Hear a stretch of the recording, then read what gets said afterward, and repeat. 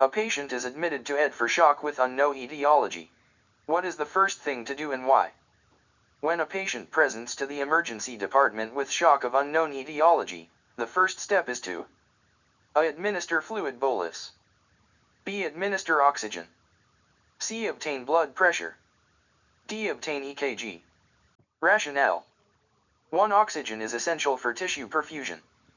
Shock is defined as a state of inadequate tissue perfusion, which leads to cellular hypoxia.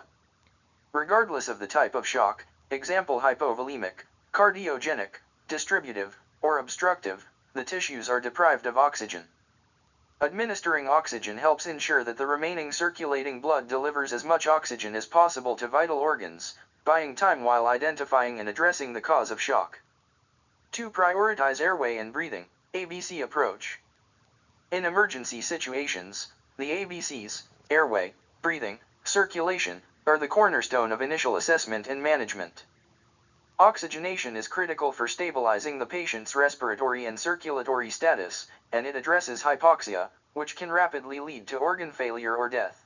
Why not other interventions first?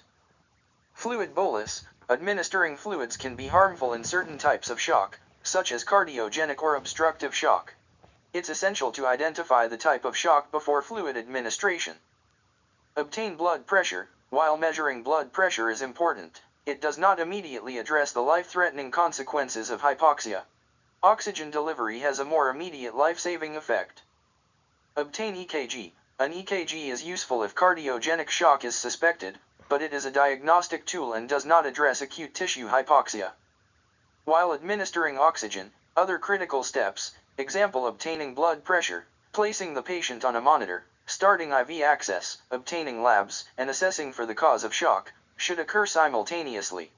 However, oxygen is prioritized because it addresses the most immediate life-threatening condition, hypoxia. In summary, the first intervention in shock of unknown etiology is oxygen administration to address hypoxia and improve oxygen delivery to tissues. Other diagnostic and therapeutic steps follow based on the suspected type of shock, but ensuring adequate oxygenation is the immediate priority.